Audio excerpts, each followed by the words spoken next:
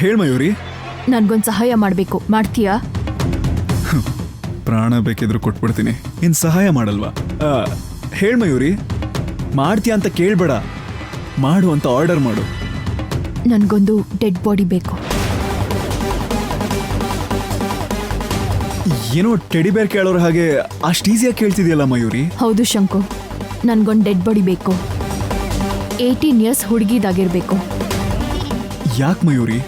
ಕಾರಣ ಕೇಳ್ಬೇಡ ಶಂಕು, dead body ready ಮಾಡು, ಅದಕ್ಕೇನ್ ಬೇಕೋ ನಾನ್ ಕೊಡ್ತೀನಿ. ಸರಿ ಮಯೂರಿ.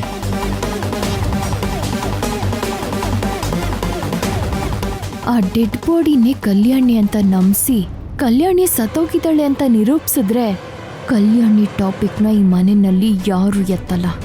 ಇನ್ಮೇಲೆ ಕಲ್ಯಾಣಿನ ಯಾರು ಹುಡ್ಕಲ್ಲ. ಕಾವೇರಿನೂ ಮದುವೆ ಆಗಿ ಹೋಗ್ತಾಳೆ. ಅದಾದ್ಮೇಲೆ ನನ್ಗೆ ಯಾವ ಅಡ್ಡಿನೂ ಇರಲ್ಲ.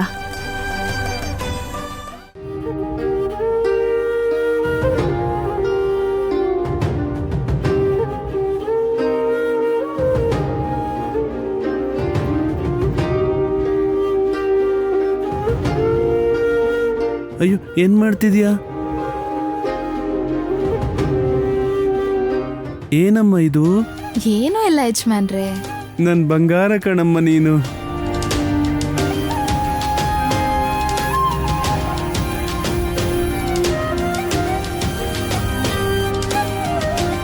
ಅಮ್ಮ ಕಾವೇರಿ, ನನ್ ಕಲ್ಯಾಣಿ ಬರ್ತಾಳಾ? ಬರ್ತಾಳೆ ಯಜಮಾನ್ರೆ.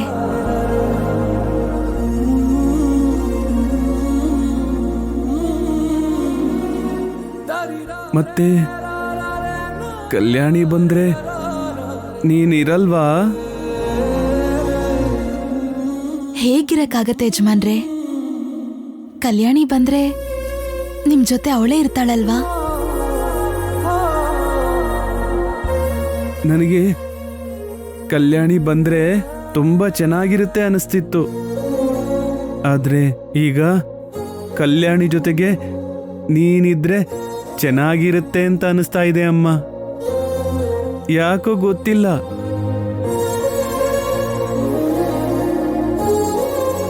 ಅಮ್ಮ ಕಾವೇರಿ, ನೀನು ಮದುವೆ ಆಗಿ ಹೊರಟೋಗ್ಬಿಟ್ರೆ ಮತ್ತೆ ಯಾವಾಗ ಬರ್ತೀಯೋ ಗೊತ್ತಿಲ್ಲ.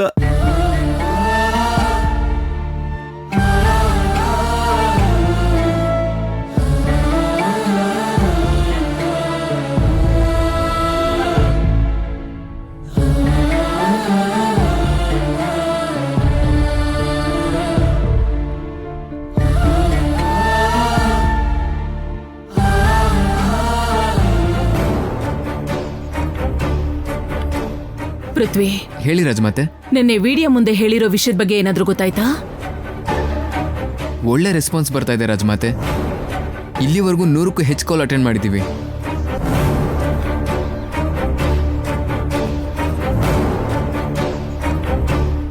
ನೂರು ಕಾಲ್ಸಲ್ಲಿ ಕಲ್ಯಾಣಿ ಬಗ್ಗೆ ನಮ್ಗೆ ಯಾವ ವಿಚಾರನೂ ಸಿಗಲಿಲ್ಲ. ಆದರೆ ನಾವು ಕೊಟ್ಟಿರೋ ಇನ್ಫಾರ್ಮೇಷನ್ ಇಡೀ ಸ್ಟೇಟಲ್ಲೇ ಸ್ಪ್ರೆಡ್ ಆಗಿದೆ. ಆದಷ್ಟು ಬೇಗ ನಮ್ಮ ಕಲ್ಯಾಣಿಗೂ ವಿಚಾರ ರೀಚ್ ಆಗುತ್ತೆ. ತುಂಬ ಹೋಪ್ಸ್ ಇಟ್ಕೊಂಡಿದ್ದೀನಿ ರಾಜಮಾತೆ.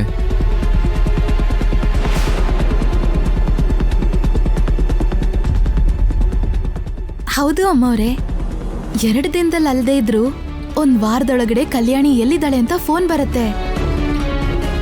ಇಲ್ಲಾಂದ್ರೆ ಕಲ್ಯಾಣಿನೇ ನೇರವಾಗಿ ಮನೆಗೆ ಬರ್ತಾಳೆ.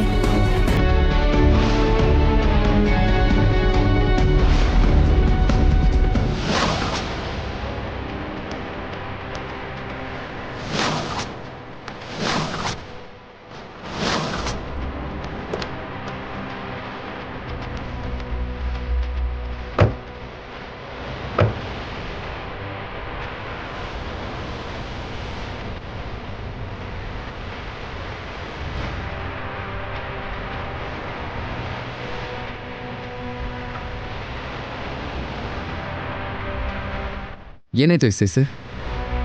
ಯಾರು ಏನು ಕಂಪ್ಲೇಂಟ್ ಕೊಡ್ತಾ ಇದ್ರು, ಸಡನ್ನಾಗಿ ಬಂದ್ಬಿಟ್ಟಿದ್ದೀರಾ?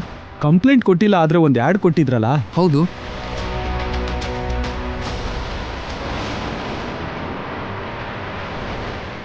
ಅದೇ ಸರ್, 18 ವರ್ಷ ತುಂಬಿರೋ ಒಂದು ಹುಡುಗಿ ಕಾಣಿಸ್ತಾ ಇಲ್ಲ ಅಂತ ಒಂದು ಆ್ಯಡ್ ಕೊಟ್ಟಿದ್ರಲ್ವಾ? ಹೌದು ಸರ್. ಆ ಹುಡುಗಿ ನೀವು ನೋಡಿದ್ರಾ? ನೋಡಿದ್ವಿ.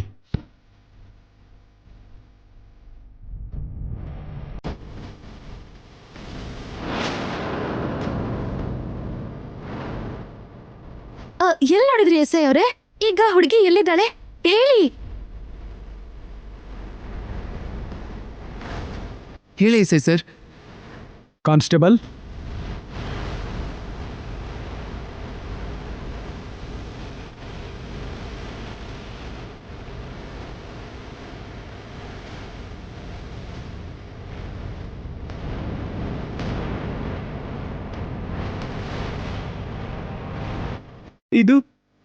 ಇದು ನನ್ನ ಕಮಲಿದೆ. ನನ್ನ ಕಮಲಿ ನೆನಪನ್ನ ನನ್ನ ಕಲ್ಯಾಣಿ ಇಟ್ಕೊಂಡಿದ್ದಾಳೆ ಅಂತ ಆಯ್ತು. ಇದು ಕಮಲಿದೆ, ನನ್ನ ಕಮಲಿದೆ.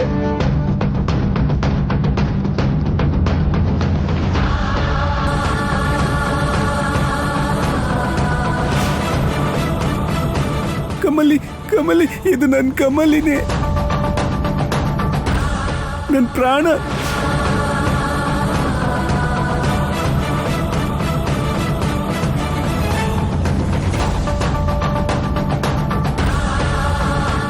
ಎಸ್ ಐ ಸರ್, ಈ ಹುಡುಗಿ ಖಂಡಿತ ನಮ್ಮ ಕಲ್ಯಾಣಿನೇ ಆಗಿರ್ತಾಳೆ.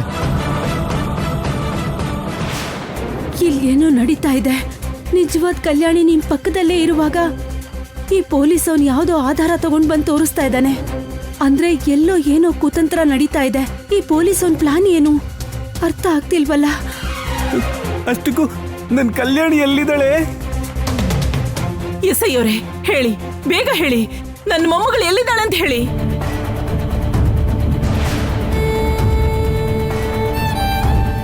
ಹೇಳಿ.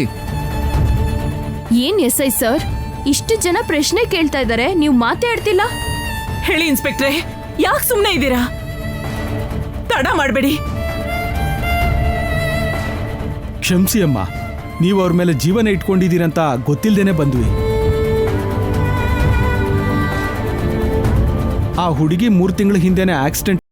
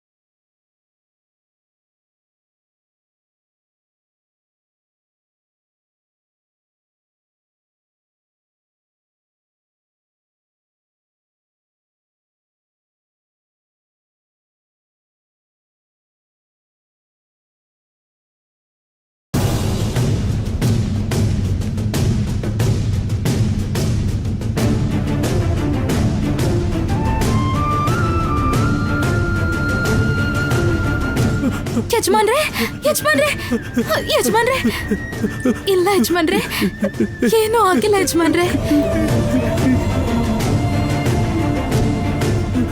ಯಜಮಾನ್ರೆ, ಏನೂ ಆಗಿಲ್ಲ ಯಜಮಾನ್ರೆ, ಕಲ್ಯಾಣಿಗೇನೂ ಆಗಿಲ್ಲ.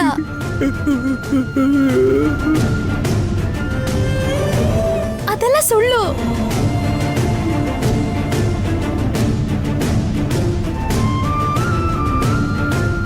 ನೀವ್ ಹೇಳಿದ ಹುಡುಗಿ ಕಲ್ಯಾಣಿ ಅಲ್ಲ ಸರ್. ಕಲ್ಯಾಣಿ ಸತ್ ಹೋಗಿಲ್ಲ, ಅವಳು ಜೀವಂತವಾಗೇ ಇದ್ದಾಳೆ. ಕಾವೇರಿ, ಎಸ್ ಐ ಅವರು ಅಷ್ಟು ಕ್ಲಿಯರ್ ಆಗಿ ಹೇಳ್ತಾ ಇದ್ದಾರೆ, ನೀನ್ ಕಲ್ಯಾಣಿ ಅಲ್ಲ ಅಂತ ಹೇಳ್ತಾ ಇದೆಯಲ್ಲ? ಇಲ್ಲ ವೈದಿಕ ಅಮ್ಮವ್ರೆ, ಕಲ್ಯಾಣಿ ಸತ್ ಹೋಗಿಲ್ಲ.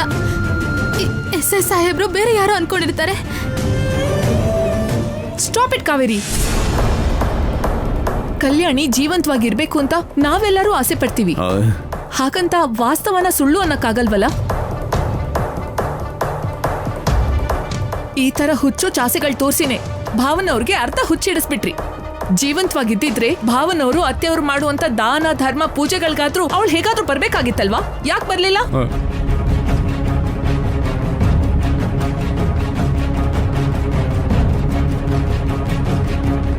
ಇದ್ರಲ್ಲಿ ಯೋಚನೆ ಮಾಡೋಕ್ಕೂ ಭಯ ಪಡೋಕ್ಕೂ ಅವಶ್ಯಕತೆ ಇಲ್ಲ ಕಾವೇರಿ. ಎಸ್ ಐ ಸರ್ ಹೇಳಿರೋ ಹುಡುಗಿ ಕಲ್ಯಾಣಿ ಹೌದಾ ಅಲ್ವಾ ಅಂತ ತಿಳ್ಕೊಳ್ಳೋದು ಅಷ್ಟೇನು ಕಷ್ಟ ಏನಲ್ಲ. ಹೌದು, DNA ಟೆಸ್ಟ್ ಮಾಡಿದ್ರೆ ಈಸಿಯಾಗಿ ಗೊತ್ತಾಗ್ಬಿಡುತ್ತೆ.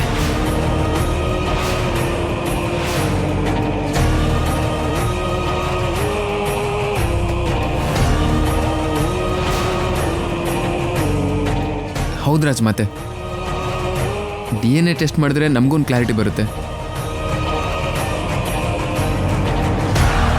ಅಲ್ಲಿವರೆಗೂ ಈ ವಿಚಾರ ನಾವು ನಂಬಕ್ಕಾಗಲ್ಲ. ಪೃಥ್ವಿ, ಬೇಗ ಅದೇನು ಅಂತ ನೋಡು. ಆಗ್ಲಿ ರಾಜ್, ಮತ್ತೆ ನೋಡು. ಎಸ್ ಐ ಸರ್, ಅದಕ್ಕೇನು ಬೇಕೋ ವ್ಯವಸ್ಥೆ ಮಾಡಿ. ಸರಿ ಸರ್.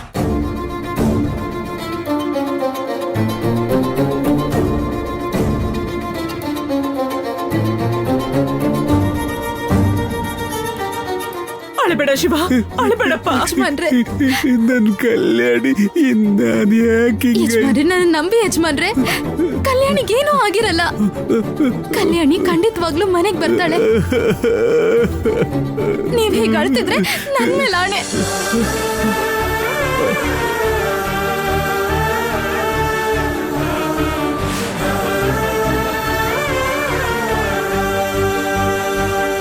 ನೀವ್ ಅಳ್ಬೇಡಿ ಯಜಮಾನ್ರೆ.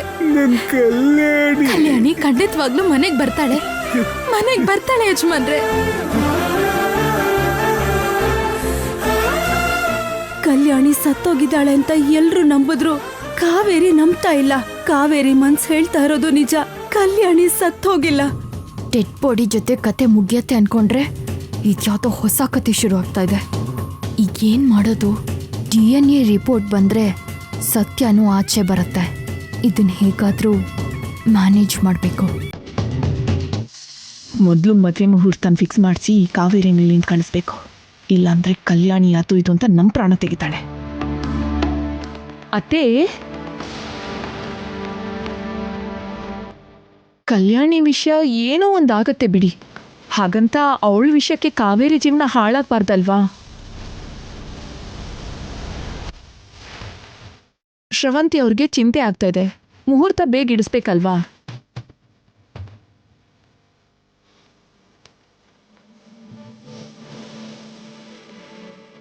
ಮದ್ವೆ ಲೇಟ್ ಆದ್ರೂ ಪರವಾಗಿಲ್ಲ, ಆದ್ರೆ ಮುಹೂರ್ತ ಫಿಕ್ಸ್ ಮಾಡಿ ಅಂತಿದ್ದಾರೆ.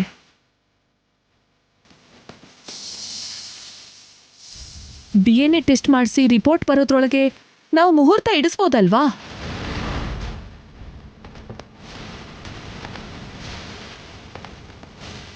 ನೀವೇ ಯೋಚನೆ ಮಾಡಿಯತ್ತೆ.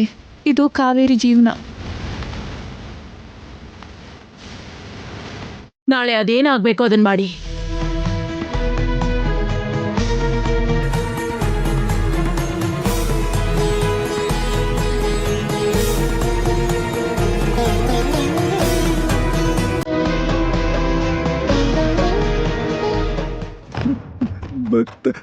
ಬರ್ತಾಳ? ಖಂಡಿತವಾಗ್ಲೂ ಬರ್ತಾಳೆ. ನನ್ ಮೇಲೆ ನಿಮಗ್ ನಂಬಿಕೆ ಇದೆ ಅಲ್ವಾ? ನಿನ್ ಮಾತು ಕೇಳ್ತಾ ಇದ್ರೆ ಬರ್ತಾಳೆ ಅಂತ ಅನಿಸ್ತಾ ಇದೆ. ಬರ್ತಾಳೆ, ಅಳ್ಬೇಡಿ.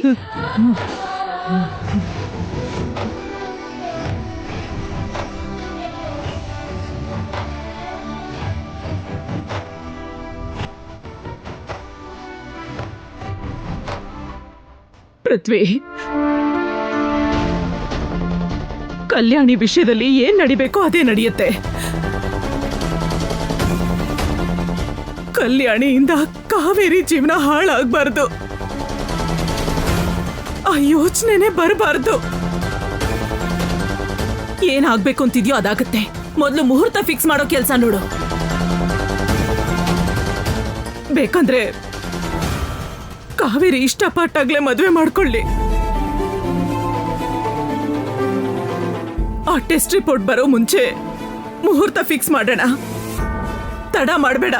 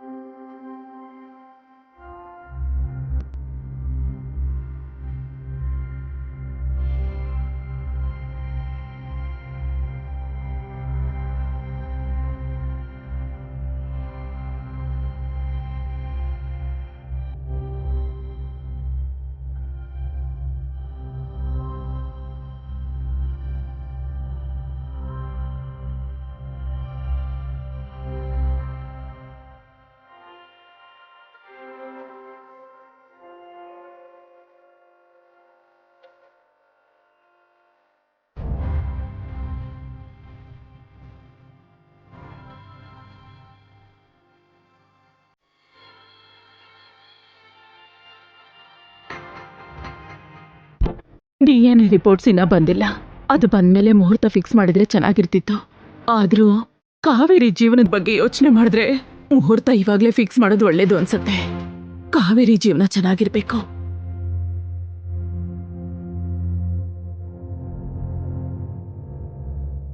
ಬಾ ಕಾವೇರಿ. ಬಾಮ್ಮ.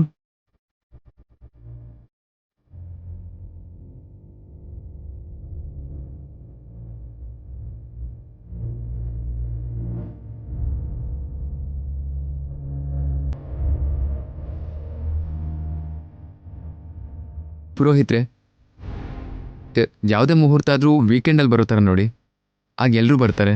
ಹೌದು ಪುರೋಹಿತ್ರೆ. ಆಯ್ತಪ್ಪ. ನಾರಾಯಣಮ್ಮ, ನೀನು ಬಂದ್ ಕೂತ್ಕೋ. ಪರವಾಗಿಲ್ಲ ಅಮ್ಮೋರೆ, ಕಾವೇರಿನ ನಿಮ್ ಕೈಗೆ ಒಪ್ಸಿದ್ದೀನಿ. ಎಲ್ಲ ನೀವೇ ಮುಂದೆ ನಿಂತು ನಡೆಸ್ಕೊಡ್ಬೇಕು.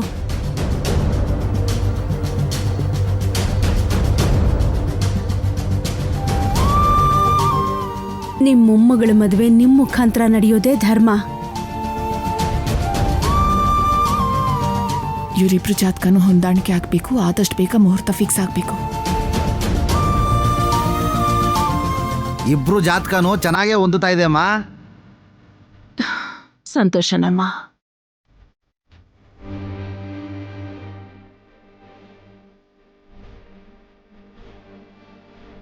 ಅಂದ್ಹಾಗೆ ಮುಹೂರ್ತನೂ ನೋಡಿ ಹೇಳಿ ಪುರೋಹಿತ್ರೆ. ಮುಹೂರ್ತನ ನೋಡ್ತೀನಪ್ಪ. ನೀನ್ ಸ್ಪೀಡ್ ನೋಡ್ತಾ ಇದ್ರೆ ಇವತ್ತೇ ಮುಹೂರ್ತ ಬೇಕು ಅನ್ನೋ ಥರ ಹೇಳ್ತಾ ಇದೆಯಾ? ಆದಿತ್ಯಗೆ ಕಾವೇರಿ ಮೇಲಿರೋ ಪ್ರೀತಿ ಅಂಥದ್ದು ಪುರೋಹಿತ್ರೆ. ಆಗ ಒಳ್ಳೇದು ಒಳ್ಳೇದು. ಅಮ್ಮ, ಬರೋ ಶುಕ್ರವಾರ ರಾತ್ರಿ 7 ಗಂಟೆಗೆ ಒಳ್ಳೆ ಮುಹೂರ್ತ ಇದೆ. ಅವತ್ತೇ ಎಂಗೇಜ್ಮೆಂಟ್ ಮಾಡಿಸಿ ಮದುವೆ ಮುಹೂರ್ತನೂ ಇಟ್ಬಿಡ್ಬೋದು. ಕಾವೇರಿ ಬಂಗಾರದಂತ ಮಗು. ಕಾವೇರಿ ಹೆಸರಲ್ಲಿ ಏನೇ ಮಾಡಿದ್ರು ಅದ್ಭುತವಾಗೇ ಇರುತ್ತೆ. ನಾರಾಯಣಮ್ಮ, ಈ ಮದ್ವೆ ವಿಷಯದಲ್ಲಿ ನಿನ್ಗೇನಾದ್ರೂ ಆಕ್ಷೇಪಣೆ ಇದೆಯಾ? ಕಾವೇರಿ ಜೀವನ ಚೆನ್ನಾಗಿರುತ್ತೆ ಅಂದ್ರೆ ನನಗೇನು ಅಭ್ಯಂತರ ಇರುತ್ತೆ ಅಮ್ಮೋರೆ. ಆ ಮುಹೂರ್ತದಲ್ಲೇ ಮದುವೆ ಮಾಡೋಣ.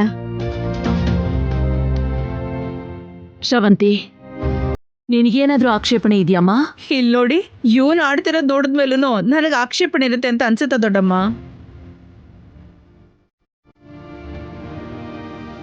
ಸೂರ್ಯ ಕೂಡ ಬರ್ತಿದ್ದಾನೆ. ಸರಿ ಪುರೋಹಿತ್ರೆ, ಆ ಮುಹೂರ್ತನೇ ಫಿಕ್ಸ್ ಮಾಡಿ.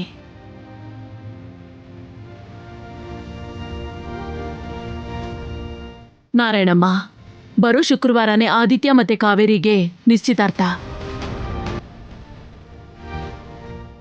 ನಿಮ್ಮ ಬಂಧುಗಳಿಗೆ ಹೇಳ್ ಕಳ್ಸೋದಿದ್ರೆ ಮೊದಲು ಹೇಳ್ ಕಳ್ಸೋ.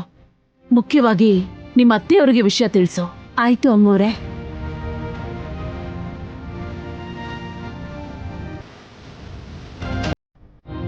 ಹಲೋ. ಹೇ ಹರಿಣಿ, ಮುಹೂರ್ತ ಈಗ ತಾನೇ ಫಿಕ್ಸ್ ಆಯಿತು. ನೆಕ್ಸ್ಟ್ ಫ್ರೈಡೇನೇ ಎಂಗೇಜ್ಮೆಂಟ್. ನೀನು ಈಗಲೇ ಹೊರಟು ಬಂದರೆ ಹುಡುಗಿ ನಿಂಗೆ ತೋರಿಸ್ತೀನಿ. ಓಕೆ ಓಕೆ, ಬಾಯ್.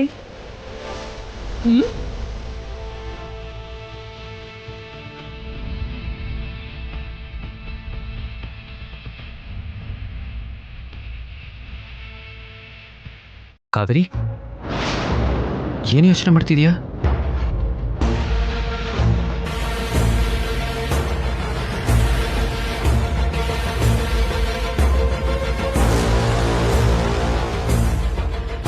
ಕಾವೇರಿ ನನ್ನ ಮಗಳ ಬಗ್ಗೆ ಯೋಚನೆ ಮಾಡ್ತಿದ್ದಾಳೆ, ನನ್ನ ಕಲ್ಯಾಣಿ ಬಗ್ಗೆ.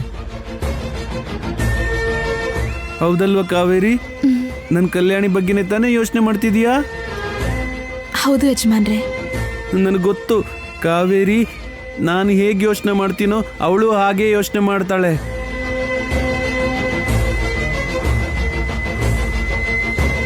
ಆ ರಿಪೋರ್ಟ್ಸು ಸುಳ್ಳಾಗಿದ್ರೆ ಚೆನ್ನಾಗಿರ್ತಿತ್ತು. ಯಜಮಾನ್ರೆ, ನೀವೇನು ಯೋಚನೆ ಮಾಡಬೇಡಿ. ಖಂಡಿತವಾಗ್ಲೂ ಆ ರಿಪೋರ್ಟ್ ಸುಳ್ಳು ಅಂತಾಗತ್ತೆ. ನಾಳೆ DNA ರಿಪೋರ್ಟ್ಸ್ ಬಂದ್ಮೇಲೆ ಕಲ್ಯಾಣಿ ಬದುಕಿದಾಳೆ ಅಂತ ಗೊತ್ತಾಗತ್ತೆ. ಹೌದು. ಕಾವೇರಿನೇ ಕಲ್ಯಾಣಿ ಅಮ್ಮ. ಯಾರೋ ಬೇಕು ಅಂತ ಕುತಂತ್ರ ಮಾಡ್ತಾ ಇದ್ದಾರೆ. ಇದು ನಿಮಗ್ ಗೊತ್ತಾಗ್ತಿಲ್ಲ. ಸರಿನಮ್ಮ, ಹಾಗಿದ್ರೆ ನಾನು ಹೊರಡ್ತೀನಿ. ಒಳ್ಳೇದಾಗ್ಲಿ. ಸಂತೋಷ ಪುರೋಹಿತ್ರೆ.